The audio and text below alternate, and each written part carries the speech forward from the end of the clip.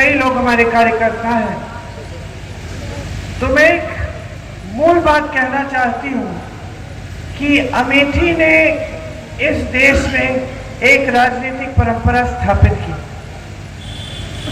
आप शायद इसके वाकिफ हैं कि नहीं, कुछ लोग नौजवान हैं उनको पता है कि नहीं, जो बुजुर्ग हैं उनको पूरी गहराई से समझ है इस बात की कि नहीं, ये मैं नहीं जानती। लेकिन मैं ये जरूर जानती हूं कि जो राजनीतिक परंपरा यहां स्थापित हुई उसकी शुरुआत एक देश के प्रधानमंत्री ने की, इस देश की जनता के साथ। मेरे पिताजी राजीव गांधी आपके सांसद थे। जब आपके सांसद बने 1980-81 में, तब उनके छोटे भाई की आकस्मिक मौत हुई थी। पहले उनके छोटे भाई आपके सांसद होते थे। 3 सालों के लिए आपके साथ घुल मिलकर उन्होंने काम किया, आपके बीच आए, जन जन की समस्या को समझे, गांव गांव गए, खुद गाड़ी चला के आते थे। तो 84 में उनकी माताजी शहीद हो गई।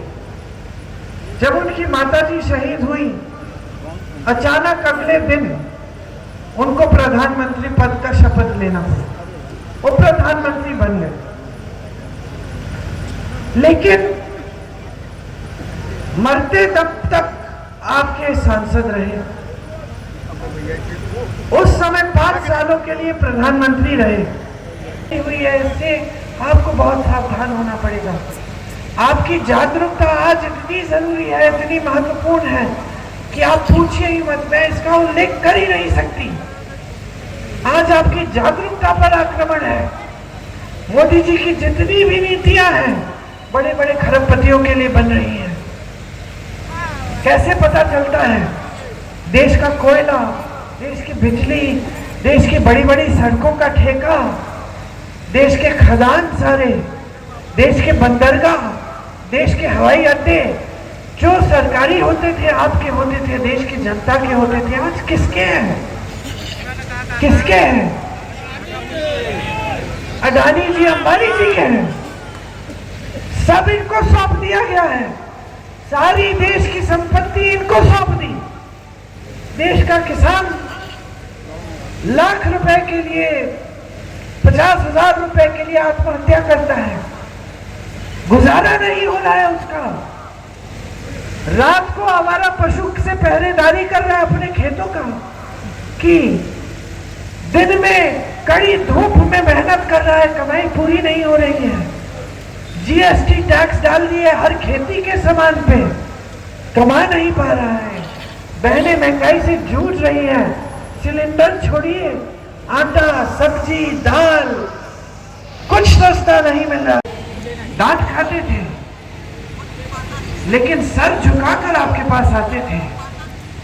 आपको डांटते नहीं थे, आपको धमकाते नहीं थे कि प्रधानमंत्री हो। अहंकार नहीं था। देश के सबसे बड़ा पद संभाले थे। उस पद की गहराई को समझते थे, उस पद की सभ्यता को, उस पद की गरिमा को गहराई से समझते थे। वो समझते थे कि इस देश में लोकतंत्र है, इस देश में जनता सर्वोपरि है। जनता डांटे तो डांट सुनो, जनता शिकायत करे तो शिकायत सुनो, जनता की समस्या है तो जनता की बात सुनो, उस समस्या को सुलझाने की कोशिश करो। यही प्रधानमंत्री का धर्म है और यही देश के हर नेता का धर्म होना चाहिए। और यही राजनीति इस क्षेत्र में आपने मेरे पिताजी के साथ स्थापित की। एक सच्चाई की राजनीति थी। नेता आते थे आपके सामने, आपको सच बता देते थे। अगर उस खंभे में तार खींचना नहीं था कुछ महीनों के लिए, तो कह देते कि बहन खंभा लग गया है, अब तार खींचने में 6-7 महीने लगेंगे, सब्र कर लो। अगर कोई ऐसा काम था जो आप कह रहे थे कि करना चाहिए और करने की संभावना नहीं थी, तो कह देते कि देखिए ये वाला काम नहीं होगा, लेकिन हम आपके लिए ये वाले काम कर सकते हैं।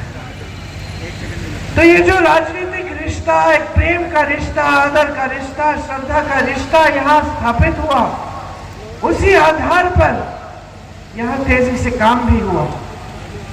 BHEL, HAL, IIIT, ordnance factory, Udaan academy, Indo Gulf, ACC cement की फैक्ट्री, ये सब उन्होंने, सोनिया जी ने उनके बाद, राहुल जी ने उनके बाद यहाँ पर शुरू कराया। IIIT तो खैर बंद हो गई उनके जाने के बाद, लेकिन ये एक सिलसिला था काम का। बड़ी बड़ी सड़कें बनी। आज भी जो सड़कें रायबरेली, अमेठी को लखनऊ और देश भर से जोड़ती हैं, ये सड़कें इन्हीं के कार्यकाल में बना। तो आपने एक राजनीति स्थापित की, एक सभ्यता स्थापित की, और उस सभ्यता को आगे बढ़ाकर मेरी माता जी जब आपकी सांसद बनी, उन्होंने खूब काम किया आपके लिए। राहुल जी बने, उन्होंने अपने काम किए आपके लिए। तो ये सिलसिला जारी रहा।